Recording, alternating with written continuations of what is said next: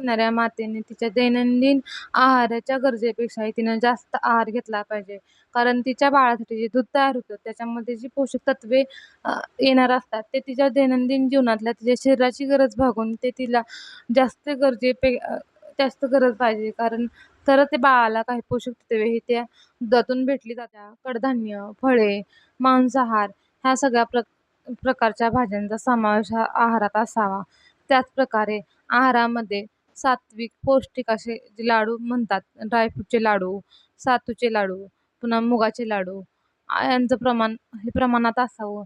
त्यानंतर मेथीचे लाडू ह्या सगळ्या घटकांचा उपयोग हे मातेची भरून निघणारी जी झीज झालेली असते ती भरून निघण्यासाठी व बाळाला त्याच्या आईच्या दुधातून पोषक तत्वे व पोषक घटक मिळण्यासाठी खूप सारी उपयोगाचे करण्यासाठी योग्य ते पदार्थ.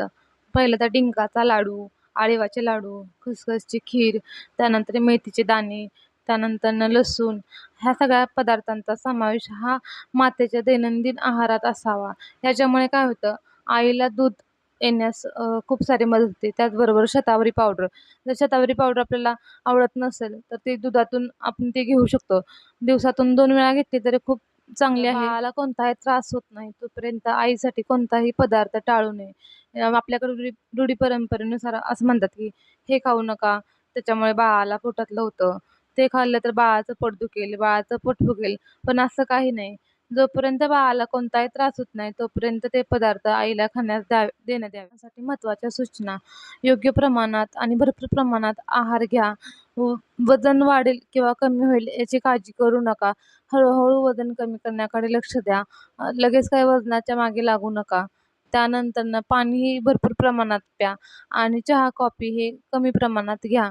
त्यानंतर आहार हा मातेचा संतुलित असावा. त्याच्यामध्ये स्निग्ध पदार्थांचा, प्रथिनांचा समावेश हा जास्त असावा. त्याचबरोबर ऊर्जा देणारे पदार्थ, कार्बोहायड्रेट मिळणारे पदार्थ, स्निग्ध पदार्थ या पदार्थांचा जास्तीत जास्त वापर करा. याच्यामुळे काय होतं की जे आईचं दूध तयार होतं त्याच्यामध्ये हे घटक सगळे आईच्या दुधातून बाळालाही जातात आणि त्याचबरोबर बाळाला पोषक तत्वे मिळून बाळाचं ब्रेन हे हेल्दी होतं आणि बाळसुद्धा हेल्दी होतं. म्हणजे त्याचं कुपोषणापासून खूप मोठ्या प्रमाणात संरक्षण होतं. आईने व्हिटॅमिन ए सप्लिमेंट किंवा आणखीन आयर्न, कॅल्शियम, फॉलिक ॲसिड यांच्या ज्या गोळ्या डॉक्टर सुरू ठेवतात त्या कायमस्वरूपी ठेवायच्या. जोपर्यंत बंद करायला सांगत नाहीत तोपर्यंत त्या बंद करू नयेत.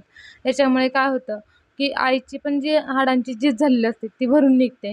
त्यामुळे पुढे कंबरदुखी, हाडदुखी यांचा त्रास हा कमी प्रमाणात होतो. बाळाला लगेचच 1 तासाच्या अगोदर त्याला फिडिंग करण्यासाठी द्यावे. आणि कधी कधी आईच्या डिलिव्हरीवरती पण दुधावरच्या गुणवत्तेचा परिणाम दिसून येतो. ही नॉर्मल झाली तर लगेच आईला जेवण करायला देतात किंवा असं सॉफ्ट सॉफ्ट खायला देतात.